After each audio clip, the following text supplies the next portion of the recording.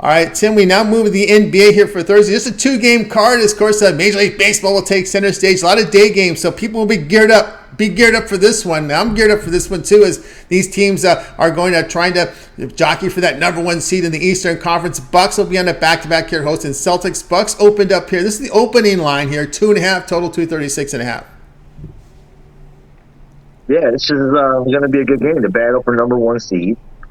If Boston wins, they can control the home field advantage, and if Milwaukee wins, they can control the home field advantage. And the way it's been going, they're even so far this series. So the last 10 games these two teams played, they've gone over 235 or close to, like, they're averaging between 232. So I think it's going to be a high-scoring game. We'll have to pay attention to that line. It might go down, it might go up by tomorrow, but I think we have a shot at going over. All right, Tim, looking here at over the total here, these are two teams that can shoot the ball very well. And, of course, as we looked here at Boston, they're going to be in a bounce-back mode. The opening game of this road trip didn't work out too well for these Celtics. I don't know what happened there in that second half, but my goodness, giving up 54% shooting to a Washington team that looked like they were dead and buried for the season. Of course, they're missing their two sharpshooters, Beal and Kuzma, and somehow they let that one get away, which I think has really got to be hurting them right now, especially when they're in this fight for the number 1 seed. Yeah, definitely. That was a letback game for them. But I think they were just kind of saving it for this game, because both teams are averaging almost 120 points per game. It's going to be, we'll see who shows up, it's going to be a battle for number 1, I think it's going to be a good game. I think probably whose defense shows up. And they both hit the 3 very well. So you got Tatum probably will score 30 points, and you probably got Giannis will probably get 30. Yeah, and of course, heading into their game against Milwaukee, it looks like we'll see how the injuries shape up here. Giannis it looks like he's going to play the Thursday game. Of course, Boston looks like a clean injury report. Of course, Gallinari is the only one showing up. He hasn't played all season. I don't think he plays in the spots of Denver, spots and Clippers. The guy was on the injury report seems like all the time. So why not at Boston on the injury report as well? But again, Holiday, Allen, and Lopez in there. Because Lopez is the defender and also can hit the 3 for them. Lopez is hot. He's been scoring a lot of points lately, too. I like his over, too, tomorrow. You could probably put that in the same game parlay. Looking at some of the overs there, of course, Tatum and Brown are the 2 shooters there for Boston. Looks like a lot of scoring here between Milwaukee and Boston. Opening up here, 2.5. We're starting to see a tick up here on this one. Still 2.5. I saw a rogue line somewhere at 3.5, but it looks like it's going to be 2. It's going to be Milwaukee here on the back. But how do you factor this back-to-back? They are facing Indiana the night before, because if we filmed this, the game has not gone off yet between Indiana and Milwaukee, but Indiana's a team that's kind of in that spot where there could be looking at a lot of injuries, and they're pretty much on their way out of the play-in round the way it looks. Yeah, I think they're probably going to be in cruise control game tonight. I think they'll smoke the Pacers because they ain't going to want to give up a game, because right now they're 1.5 games ahead of Boston right now, so they're going to want to go in tomorrow with at least a lead. That way, if they do lose, they can manage to fight back at the last 9 games of the season, because I think there's only 9 games left. So yeah, we're getting right down to the wire here. Actually, as Boston plays this game, they have 68 in, so they're only going to have about 7 left. Actually, 66 games. They played 76 games. Right, 76 games, 6 games remaining, and Milwaukee will also be in that same. Actually, Milwaukee's played 50. They played 55.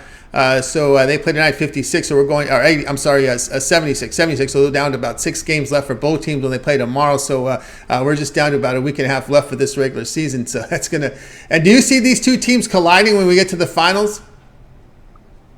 Very slight possibility, depending on what James Harden on the Sixers does, or you got to watch out for them Hawks and them Knicks. They're hot too, if they get hot, Yeah, the Hawks have been a team that's been kind of up and down, where there were maybe some chemistry issues. Of course, a new coach coming in, you thought there'd be a little kick there. Of course, the Jazz coach from last year, kind of a weird situation, bringing in an experienced somebody outside the organization. Usually when you see these hires, it's usually from within, because you've been around since training camp. You know what's going on. It's got to be tough for this new coach coming out from the outside of coaching. Boom, we're going to launch you right into a hot situation here in Atlanta.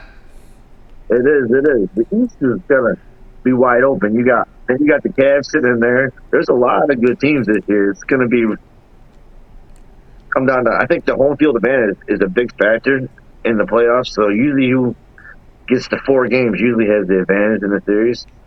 Yep, that's But right. You get that 7-game series. Of course, that's the key there is you get Game 7 at home, and that should be an interesting one there. Here, guys. Tim here is going to be Celtics Bucks over 236.5. This one's going to have a start time here late. It'll be a late night game. I'm sorry, it's the early game. Early game on TNT, 7:30 Eastern time, the TNT doubleheader. So that's how you roll there with the over. All right, Tim. What do you have going over at the site over at TonySpicks.com? We've seen you top of leaderboards in the NBA as we talk here, over 1,000 units of profit in the NBA. 2 on the board for the NBA here on Thursday. We're going to have a few on the ice, but again, a 15-game card for Major League Baseball. What are you going to have over on the site for Thursday's action? Tomorrow I'll probably find a couple baseball games, and I'll have a premium pick on this next game, and I'll have a premium pick on the NIT championship game. This weekend I'm studying the UFC. They're going to do the weigh-in Friday, and after I see the weigh-in, I will get a good prediction on who I want to pick the winner of the fights this weekend. And then I'm going to be, like I said, I'm going to have a monthly package for NBA. I'm thinking about I think there's only 10 weeks left. Maybe I'll work out a special price for the end of the season package coming up. There you go. Yeah, that's right. We're down. We're down to the playoff. Made a nice little playoff package, and then include the play-in round, include the final week and a half of the season. Yeah, put an NBA season pass up there because Tim's been on fire in the NBA, guys. So you want to fire in on him. Remember the promo code TonyT at checkout. You'll save 20% off. You can access Tim's page by just clicking the link you see in the description. Click the all cappers tab. When you land on Tim's page, go ahead and get signed up and use that promo code. He'll be in action here for the games for you here on Thursday. Of course, the long-term pass, you want to try them out for 7 days, you can do that. 7 days of baseball, 7 days of NBA, covers the March Madness as well, right? We're talking NIT today, but we're looking forward to those games on the weekend. Oh yeah, we got 2 more good games. There's only a couple games left in college. I'm excited for the finals. It's going to be a good one this year. Yeah, UConn's look dominant. Everybody says UConn, but a lot of things can change. These teams, they know to get some time off. Miami's been one of those teams that kind of been under the radar, except for the sharp folks that have been following that Miami team.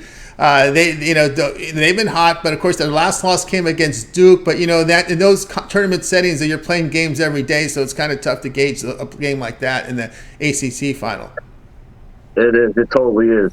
But I think one of them Florida teams will be in there. I just don't know which one.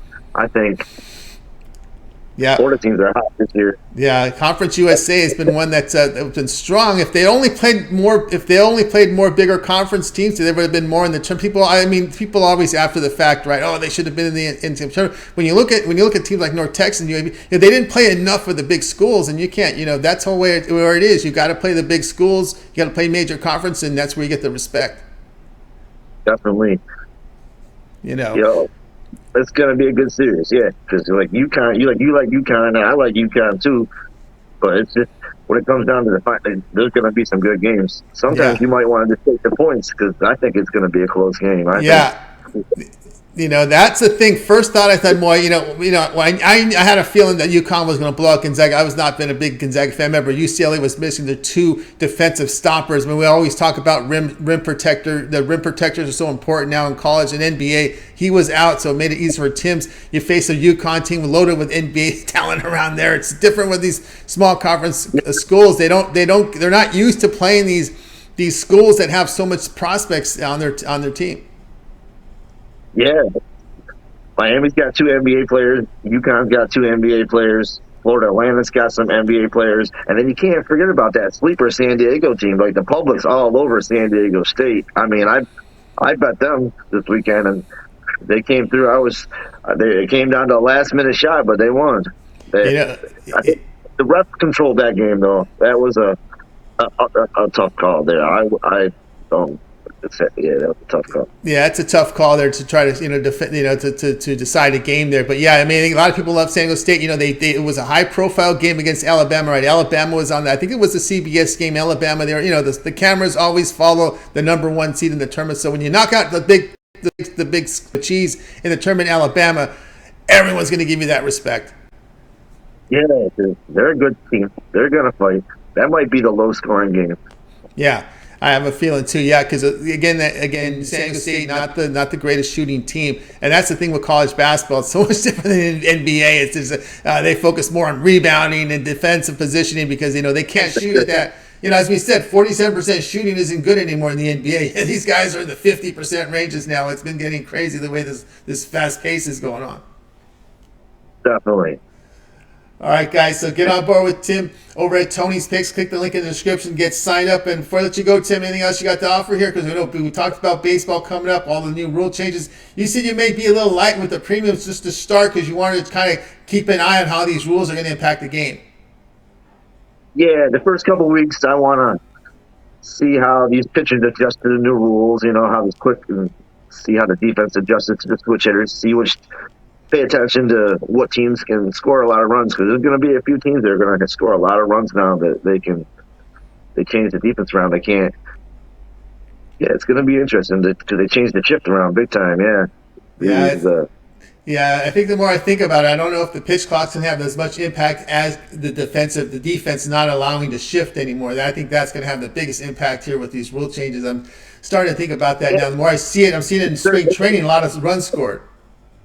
Yeah, just their hitters are known just to pull the ball, and now that's going to force them to change their game, and we're going to see which hitters can adjust, and it's going to be interesting. We have to pay attention the first couple of weeks. It's all about contact, making contact. We'll see if they're still going to swing for the fences, or will be contact. That's a lot of offensive strategies now in the game with the way they've now with the launch angles and these home runs knocking out of the park.